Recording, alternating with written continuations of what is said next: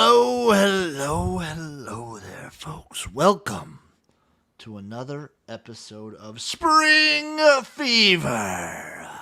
As always, it is me, XFL Jim. Ladies and gentlemen, this is the XFL.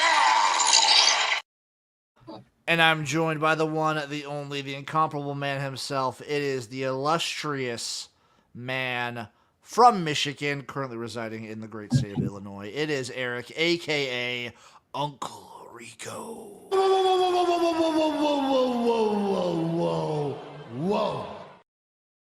How many times do you do that to your athletes that you're coaching, Erik? A lot. You hit them with the whoa? Whoa, what the F do you think you're doing there? And this episode, like every episode of Spring Fever, is brought to you by the one, Royal Retros, your one-stop shop for the best merch in the game. You want hoodies of old classic 2001 XFL teams? They have it. You want the Vegas Outlaws? You want the Philadelphia Stars? You want the Seattle Sea Dragons? Royal Retros is your place to go to get it all. And when you go to Royal Retros, make sure you use promo code SPRINGFEVER, one word, all capitalized, for 10% off at checking. Once again, thank you to Royal Retro. I hope they appreciate that. I hope they appreciate it. They should. Excuse me. Can I start the show, Erik, by not talking about spring football, but instead talking about, I'm still extremely pissed off about this new Twitter change. Jesus Christ, dude. Don't even get me started on that, dude. Why? But like, did you know this was coming? I had no idea. Like 2 weeks ago on my show, I was like, what the hell? And the thing that sucks is for people like us that try to provide people with information, that's the people it hurts the most. And I've noticed there's a lot less live videos on Twitter than there was before. Oh, 1,000%. They're really trying to push this. So for those of you who don't know, in order to post live videos on Twitter, X, whatever the hell you want to call it, I'm going to call it Twitter forever. In order to post live videos on Twitter now, you have to be verified or have Twitter Premium or whatever it's called. So you got to get the blue check mark. You got to pay $8 a month. That'll get you the good stuff from Twitter. It does come with other benefits, like you can post longer videos in general too. I don't care. I don't know. I've been using Twitter for over 10 years now. Yeah. There's nothing on this site that says pay. I will not pay for Twitter. I will not pay for YouTube. I will donate money on Twitch. That is the only social media-ish website I will spend money on. I will not spend money on TikTok. I will not spend money on Reddit. You're not going to get me. I will not spend money on Facebook. That's not going to happen. You say you're supposed to have freedom of speech to grow. Look, must be hurting for money, dude. Must do be hurting for money. So, Erik, we have topics on today's show. We have the UFL college draft, which I did a little bit of a breakdown for those people that are wondering. I'll have that all out for people too, but we'll talk about everything. We'll talk about Arenabowl in the mall and how actually fun the game was. It was a blast. I caught it later after the fact. I was at a sick rodeo this weekend, so didn't get to watch it live. Yeah, I never got a chance to ask you. How was the old rodeo? It was my first rodeo ever, Erik. It was a blast. I can't wait to go to another one. Cheyenne Frontier Days, the state of Wyoming, beautiful. Absolutely beautiful. I ate so it's like a Cheyenne Frontier Days is like a rodeo combined with like a festival combined with a state fair. Okay. So I ate a fried chicken sandwich where the buns were 2 glazed donuts. I've done that and I almost died. It was amazing. It was just so much fun. I also found, I talked with Chase, wild horse races are one of my favorite things on the planet now. Mm-hmm. So anytime you can have the chance, not just to go to a rodeo, but if you have a chance to watch a wild horse race, always take that chance. Always do it. Wild horse races, garage certified, 2 thumbs up from me. What was the Super best awesome. food you had there?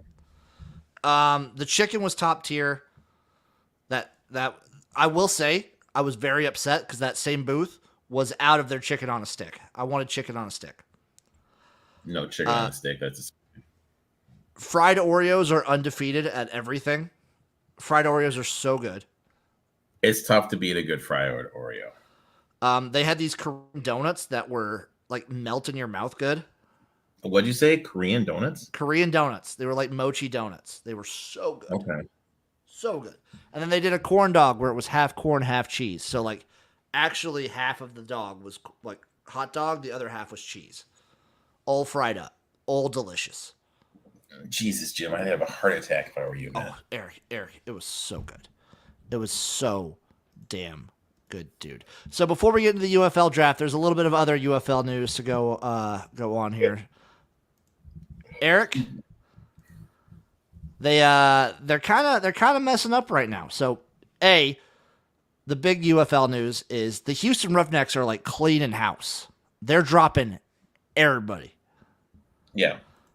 So, list of transactions. There have been 1, 2, 3, 4, 5, 6, 7, 8, 9, 10, 11, 12, 13, 14, 15, 16. To the next page. 17, 18, 19, 20, 21, 22, 23, 20. Over 25 players waived for the Roughnecks. Which is insane. Cleaning up house. Shout out Chris Hasta Wilson. He says luego. 16. Absolutely insane. The other bit of news that is shitty for the UFL, and I saw a bunch of people calling it out. Where was it? I saw it earlier today. Here it is. Braden Bowman. He found out on Twitter that he was getting dropped. And not only did he find out, it's not good because apparently also instantly when you're waived, you lose the insurance too. Yeah. So Braden Bowman on Twitter, is anyone going to call me? My son's in the hospital needing open heart surgery and now my insurance is gone. That sucks. And the UFL needs to do something to fix this. Will they though? Right. Will they? I don't know. I hope so. That'll leave a really bad taste in my mouth if they don't. I think this is where you bring in the UFL. Like there is a UFL player union. Mm-hmm. This is like case in point what they're there for. Are we going to get a UFL player union strike year 2? Oh, there's nobody plays? Maybe. I sure hope not, but maybe. But Eric, on the positive note, let's get into this draft, starting with the Arlington Renegades. So the UFL college draft. So again, these players aren't players that'll necessarily 100% be on the rosters, but they retain their rights if these players don't work out in the NFL. Mm-hmm. So for the Arlington Renegades, they got John Rice Plumlee, Griffin McDowell, Kalen DeLotte. I'll just say the position too. So John Rice Plumlee, quarterback out of UCF. Griffin McDowell, tackle from UT Chattanooga. Kalen DeLoach, linebacker from Florida State. Popo Almuave, nose tackle from Oregon. Amari Gaynor, outside linebacker from North Carolina. Bo Richter, outside linebacker from Air Force. Taki Tamani, defensive tackle from Oregon. Spencer Rowland, tackle from North Carolina. Bryson Mays, center from Southern Miss. And Drake Stoops, wide receiver from Oklahoma. Thoughts, Eric, on what the Arlington Renegades picked up? Plumlee is a great pickup. Address some offensive line stuff. Obviously got Stoops because it's his kid. I thought that was hilarious. Better in the trenches. Yep. Better in the trenches. They got some good defensive linemen. I like getting them the Samoans. I like getting them Samoans on the D line. Some big also, boys. anytime you see like Oregon, I associate with a good D line. Most SEC schools, I like getting that depth. They needed upfront pressure in Arlington for this defense, and I like getting a guy like Plumlee because Perez isn't going to be there forever. It's like people were already speculating whether he'll be back next year. Yeah, I thought it was a good pick, good draft overall. Up next, Birmingham Stallions. Frank Crum, offensive tackle from Wyoming. Lorenzo Thompson, offensive tackle, Rhode Island. Imani Bailey, running back, TCU. Isaiah Williams, wide receiver, Illinois. Dallin Holker, tight end from Colorado State. Trejon Jeffcoat, D end, Arkansas. Andrew Coker, offensive tackle, TCU. Amarine Brown, wide receiver, South Carolina. Sam Hartman, quarterback from Notre Dame. Ethan Driscoll, tackle from Marshall.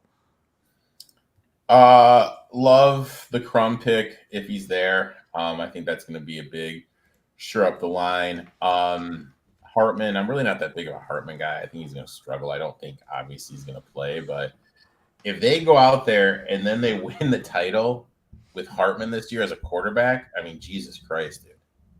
4 different quarterbacks in a row. That just cements Skip Holtz as the best of all time, right? Yeah. Oh, yeah, for sure. I'm trying to see if Trejon Jeffcoat is related to Jackson Jeffcoat.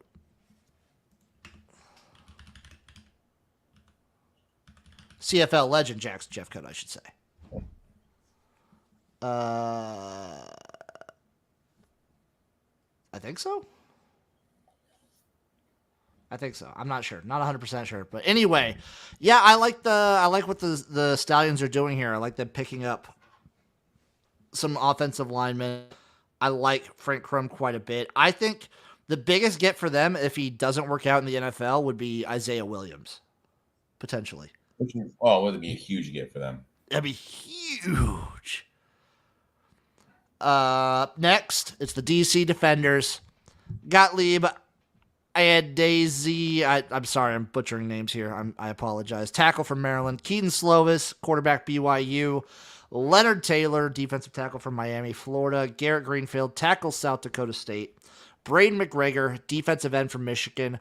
Michael Wiley, running back from Arizona. Dallas Grand, inside linebacker from Toledo. Curtis Jacobs, inside linebacker from Penn State. Tanner Mordecai, quarterback from Wisconsin. And Omar Brown, strong safety from Wisconsin. Chris Mason, I agree. Stallions are too powerful. Still very strong. What do you think about the Defenders? Obviously, quarterback was an issue last year. They got Slovis and Tanner from Wisconsin, which I think is huge. Got better in the trenches on the offensive. And if they get Leonard Taylor, that'd be something very interesting. I think this team got better in the draft. I think so too. I think that's a solid move. Getting 2 quarterbacks is smart, I think, for a team like DC, because you saw, like, Jordan is too iffy. I don't trust it.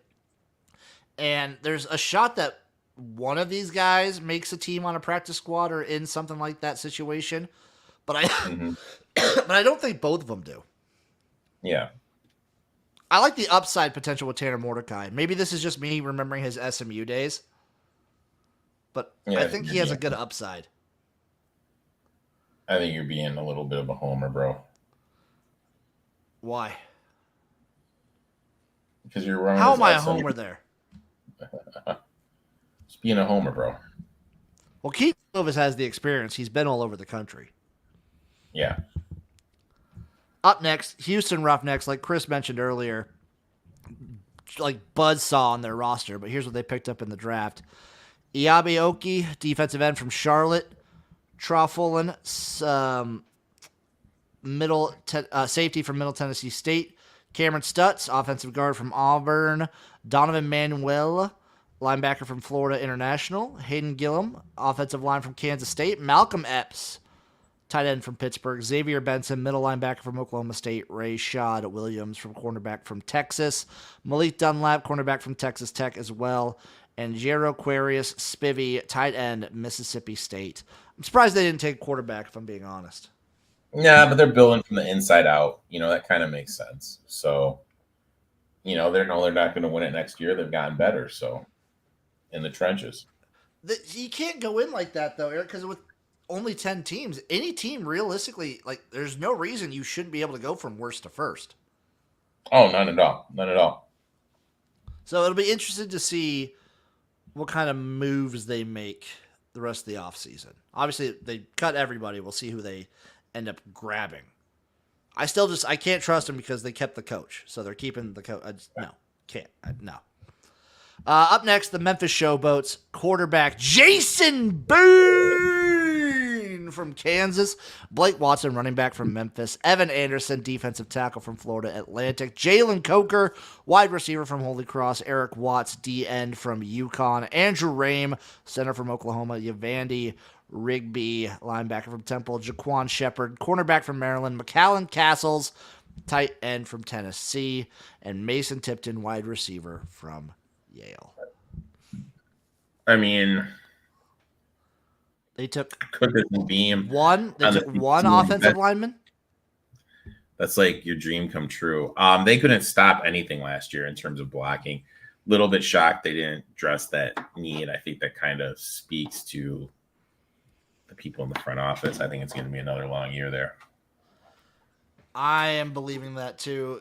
If you're going to play that way, though, get a guy like Bean. He's good at running around. Yeah. He's mobile. So, sure. I like taking a shot on a guy like Jalen Coker, a good wide receiver from an FCS school like Holy Cross who had a very potent offense. I like those moves. Mm-hmm. Yep. Up next, Eric, your Michigan Panthers. Julian Pearl, offensive tackle from Illinois. Dwight McLaughlin, cornerback from Arkansas. Isaac Ukwu, DN from Mississippi. Brian Dooley, offensive tackle from Eastern Michigan. Rocky Lombardi, quarterback from Northern Illinois. Dayton Wade, wide receiver from Mississippi. Akeem Dent, safety from Florida State. Andrew Mayer, offensive line from UTEP. J.D. Duplain, offensive tackle from Michigan State. Isaiah Stallbird, linebacker from South Dakota State. Lombardi's what? He's as old as Perez, right? Lombardi's old as rocks. Like, I don't even know why you pick him. He's got, hey. He's been good. You know, they got better. They got some depth on the offensive line, and like, I guess it showed us last year how important the offensive line is. I've been saying this forever, any line of football. But it's like these GMs kind of sat back and were like, oh, shit, we need to make sure we're sound up there. They really overdared, except for the team that should have done it the most, Memphis. For sure. And I don't mind a Rocky Lombardi pick. Their back situation just kind of got messed up by injuries a little bit last year. Yeah, that's true. So if any of those guys are back, I like adding the depth. And a guy like Lombardi, like, it doesn't hurt to have someone with his kind of experience back there. Oh, not at all. Up next, Eric, the San Antonio Brahmas. They got Gabe Hall, defensive tackle from Baylor. Gabriel Murphy, outside linebacker, from UCLA. Donovan Jennings, a tackle from South Florida. Miles Battle, cornerback from Utah. Jamry Chroma, defensive end from JMU. LaDietrich Griffin, wide receiver from Mississippi State. Bo Bray, DB from Maryland. Sincere Hainsworth, a cornerback from Tulane. DJ Miller Jr., cornerback from Kent State. And Joshua Cephas, a wide receiver from UTSA. I think the big names that jump out to me, if they end up not working out in the NFL this season, are Miles Battle and Joshua Cephas. Oh, I love Cephas. I think that's a great pick. I love Cephas. I think that's a great pick. It's good, solid draft, dude. There's not much you can really say negative about it. The question I have for the Brahmas, though, are what are they going to do at quarterback? Because I don't think Chase Garbers is back. Yeah, that's true. Maybe they can sign someone. And I don't know if I trust Dormady at this point. Yeah, I want to do that. Last but not least, the St. Louis Battlehawks. They got Chevon Cordero, quarterback out of San Jose State. Cody Schrader, running back from Missouri. Phildarius Payne, DN from Virginia Tech. Bradley Ashmore, tackle from Vanderbilt. Carr Jones Jr., outside linebacker from UCLA. Isaiah Coe, D tackle from Oklahoma. Jelani Baker, wide receiver from Limestone University. That was a new one I hadn't heard of. Jaden Jank, wide receiver from South Dakota State. Miles Sims, cornerback Georgia Tech. And Miles Jones, cornerback out of Duke. A lot of stuff on the outside, not enough in the trenches. Why are you using a first-round pick on double C if you know that AJ is going to be back? Don't get me wrong, it's smart to take a quarterback, but I want to take one there.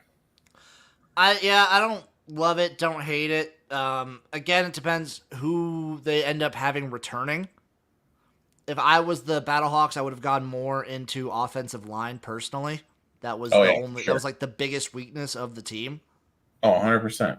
The interesting thing to do, and I think the bigger factor won't be who they have in this draft for a lot of these teams. It'll be who they end up getting at the showcases in like Yep. Atlanta, Texas, San Diego. Yep. I'm very interested to see who ends up picking who at these showcases. Yep. Because those guys are definitely going in. And those guys definitely are, I would say, a little more hungry. Oh, definitely. Definitely. Eric, after the UFL, we have the Arenabowl to talk about. Mm-hmm. What a game. So the Billings Outlaws, number one team to start the season, 46. Albany Firebirds, 41. It was a back and forth for the most part. Billings kind of controlled the game. But what just another exciting banger of a game and a great way to end the season that started out tumultuous and even had a lot of people questioning things going into the championship. Great game, entertaining game. Optics were obviously different. I watched a little bit of it. Couldn't watch the whole thing, but It was weird in a mall, right? It was weird seeing it in the it was mall. really weird. It was really weird. You could say it was weird. It was weird. I thought it was like funny weird. I was chuckling. There was like nowhere to sit. Yeah. You just had to stand and watch. By the babies are us. Weird. Very weird, but good season for them. Congratulations to the Billings Outlaws. And congratulations to Jeff Fisher. He's named full-on commissioner now. Oh, good for him. Fish the commish, as I like to call him. Chris coming in, AFL should merge with the IFL.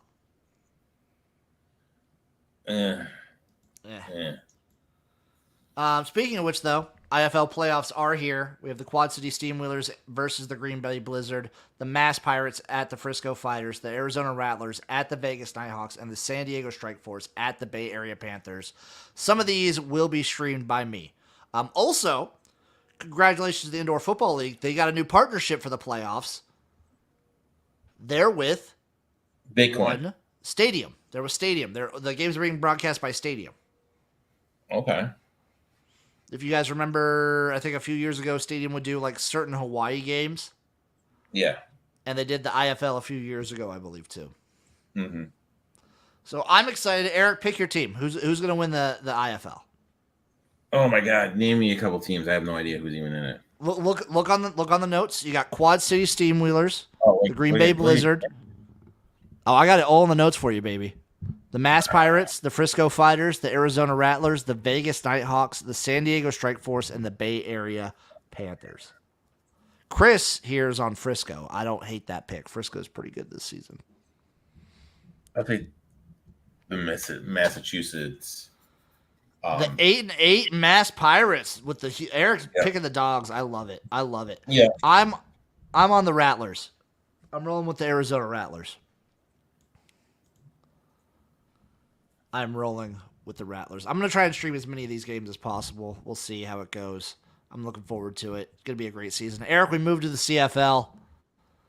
Looking back, we had the Edmonton Elks falling to the Ottawa Red Blacks 14-20 last week.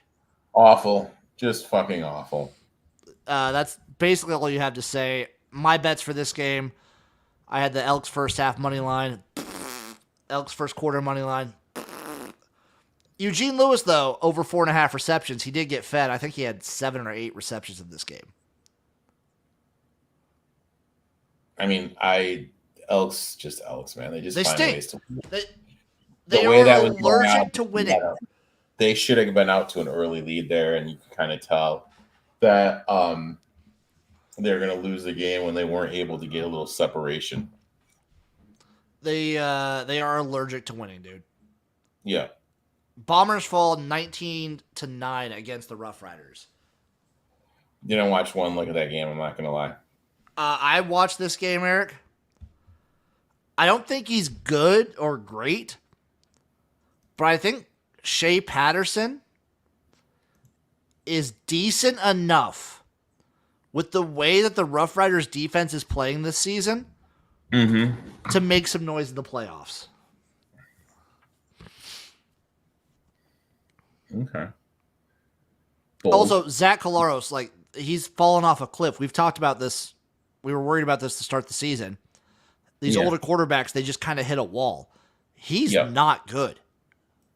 He has hit the wall, and it is struggling.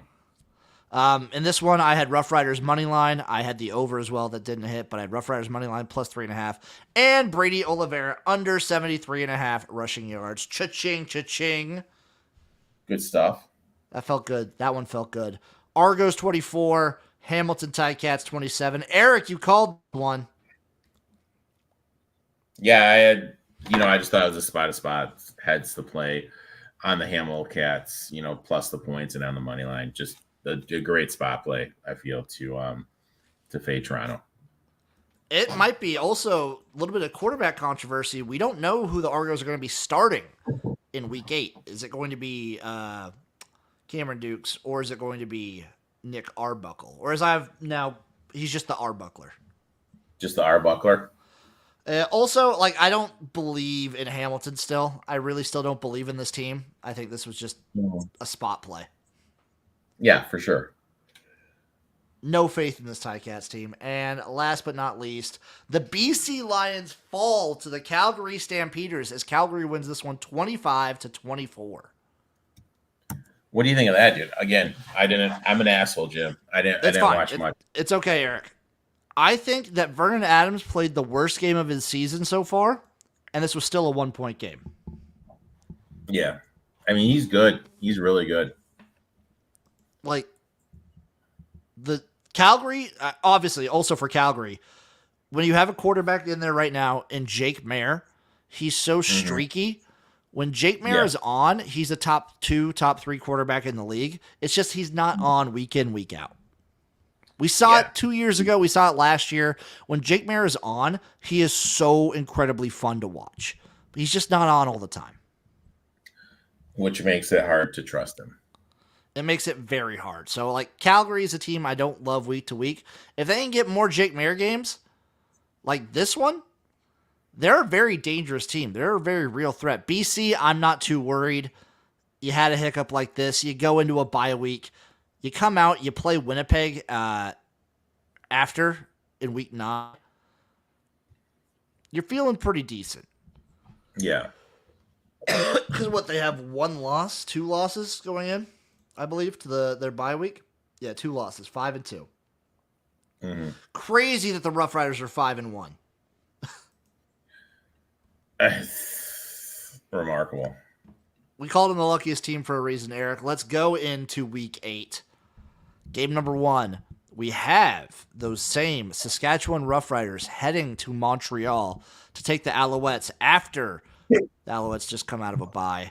The Montreal Alouettes are 4-point home favorites. The over-under is 48.5, plus 164 on the money line for the Rough Riders. Eric. Nothing. Anything in this one? Nothing. I'm going to... Oh, God, do I ride this train? They're so lucky. I'm taking the Rough Riders plus 4. I don't care. Oh, Jimmy. I don't care. I'm going to take the Rough Riders plus 4. And I'm going to take Shea Patterson under 237.5 passing yards. I think the defense of Montreal steps up. That's just kind of been your play, man. I didn't do it last week because he did pretty darn good the 2 weeks ago. I'm going to do that. I'm also going to take... God.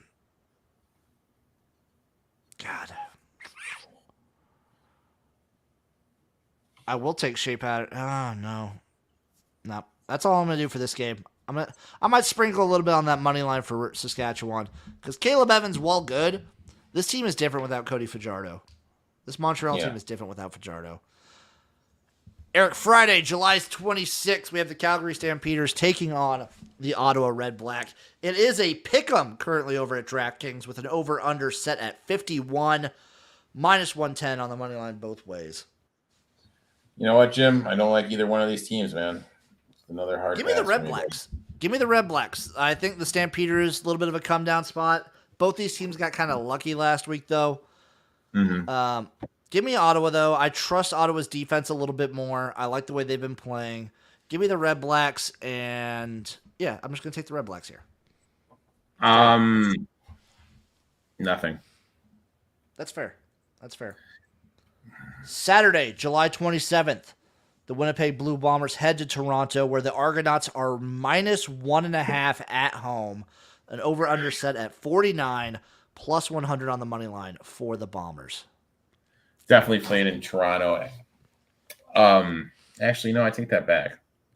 We don't know who the quarterback is for Toronto. We don't know who the quarterback is, so it's hard to bet this game. Gun to my head, I'd probably bet Winnipeg, but without knowing what the quarterback is, it's tough. So again, Jim, I hate to be a negative Nancy. I'm probably going to pass this game.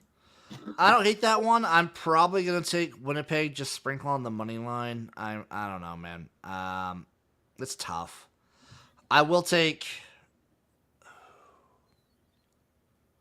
Let me see. What do I want here? Let me get...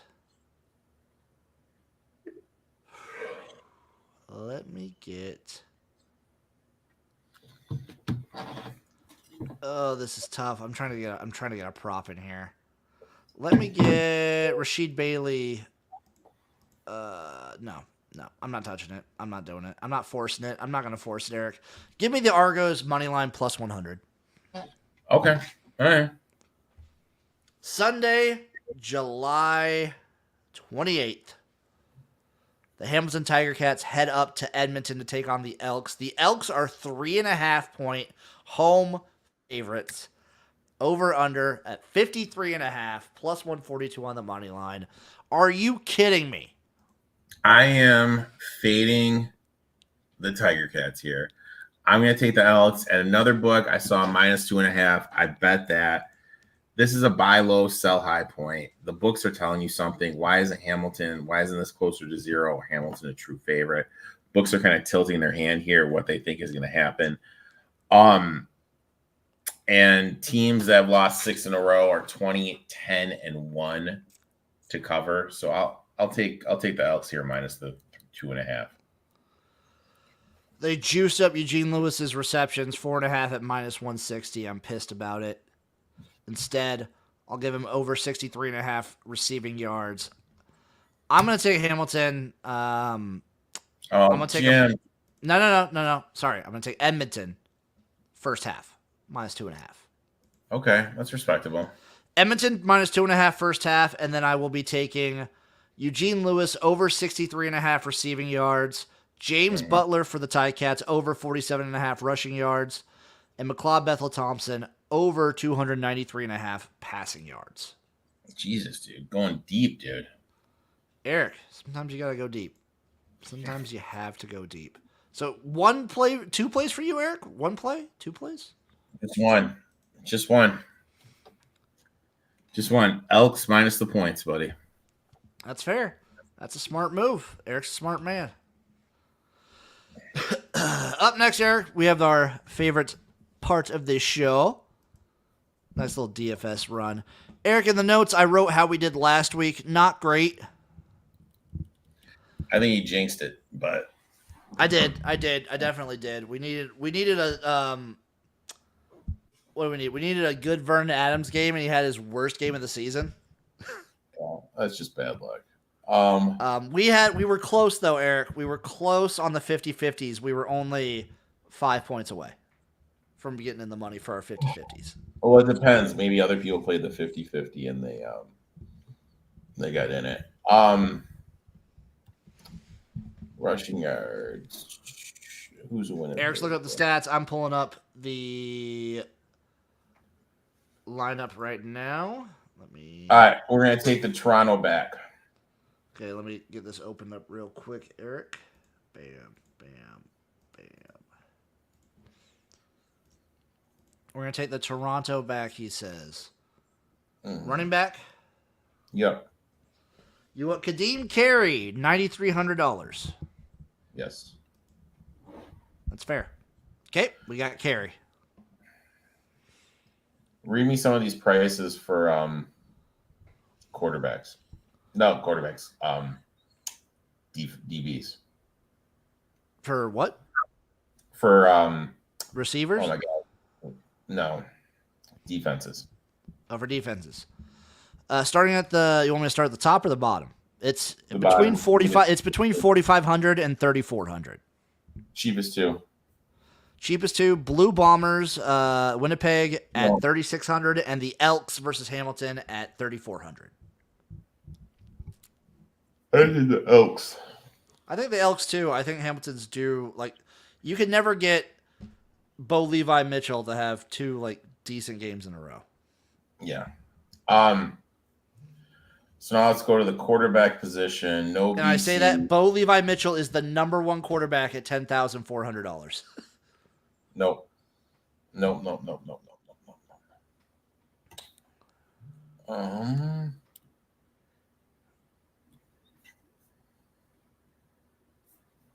There's Shea Patterson right there, Eric, staring you in the face. Where? Right there. $8,500, Shea Patterson. Montreal's a good defense, though. Montreal's a good defense. That's something I don't want to fuck with. All right. Hamilton.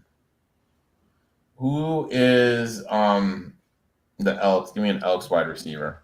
Elks wide receiver. Obviously, the number one guy will be probably Eugene Lewis. He's like 7,100. He's a good get. Take him. He's been getting fed more too. Yeah, take him. Okay. Yeah.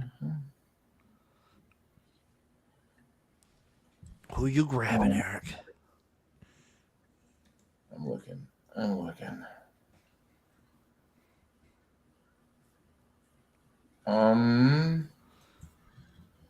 Can't find my spreadsheet, dude. What's that? All right. Jesus. Oh, Eric's deep in it. Jesus. Deep in it. What are you feeling, Uncle Rico? What are the cards saying? What are the magic cards? Who's Calgary play? What? Give me a wide receiver for Ottawa. Wide receiver from Ottawa. We will not go with Pimpleton. I believe that was still just a flash of the pan. I don't hate Braylon Addison. I trust Dominic Rhymes. He really hasn't had like a great season so far. All right, let's do that. Like, okay, 6,300. We got 7,966 average remaining. Just so you know. Shout out Sam. Okay. What are you feeling, Eric? Quarterback. Where do you want? Oh, dude. Quarterback. Where do you want to go? Quarterback is tough. Quarterback, there's really only a few options. All right. So quarterback, I feel we should go to. There's Jake Mayer. There's Zach Collaros. There's Shea Patterson. There's Caleb Evans. There's Bethel Thompson, and there's Bo Levi Mitchell. Those are like your penned in starters. We do not know who's who is Calgary's starting. quarterback? Calgary, it's Jake Mayer. Okay. I like to fade him. Yeah, especially after a good game like that. Yeah. Shout out Rob. I'm feeling hot, baby. You feeling dangerous? Always. Eric's. This is a tough week. All right. I can't see. I lost my train of thought. You were thinking of quarterback. Who does Edmonton play? Is that who's Saskatchewan play? Saskatchewan plays Montreal, the Alouettes. Oh my god. It's tough. This is a tough week, dude. This is where boys become men. Jesus. Well, I hate to be a negative Nancy.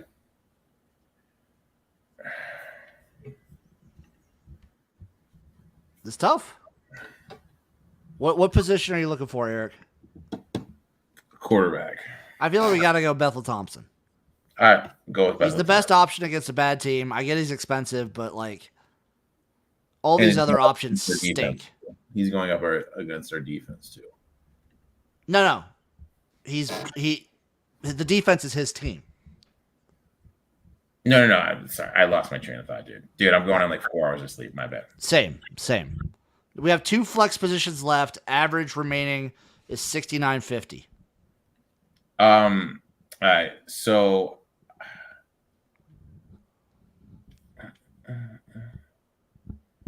give me a Montreal receiver.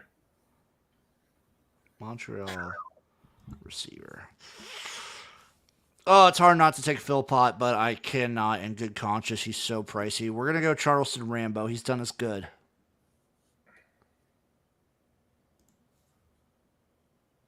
$8,100 left, Eric. 8,100 left. Can you get a receiver from the Blue Bombers? We can get any receiver from the Blue Bombers. Your choice, son. Let's try. Oh God, we can roll with Dembski again. He's been due. Dembski is due. There you have it, guys. 1,200 left over. Send me a screenshot of that bad boy, my friend. Our lineup is McLeod Bethel Thompson, Kadeem Carey, Eugene Lewis, Dominic Rhymes, Charleston Rambo, Nick Dembski, and the Edmonton Elks defense. Sounds pretty solid, my man. I like that move. I like not going hard on Montreal because even though they're coming off of a bye, new quarterback, and Saskatchewan's defense is crazy. Yeah. Save that lineup, book it. I'll get it to Eric. You guys make sure you put it into. Go tell your friends. Eric, any other parting thoughts on the UFL draft, CFL, AFL, IFL, or CFL like season? Shorten your goddamn schedule. Shorten your goddamn schedule. To the CFL? Yeah. Yeah, 20-some weeks is insane, right? And I really don't understand, like, when the MLB was in their All-Star game and there was nothing Thursday or Wednesday. Why didn't you just do some games there? Instead, they doubled up Friday. Yeah.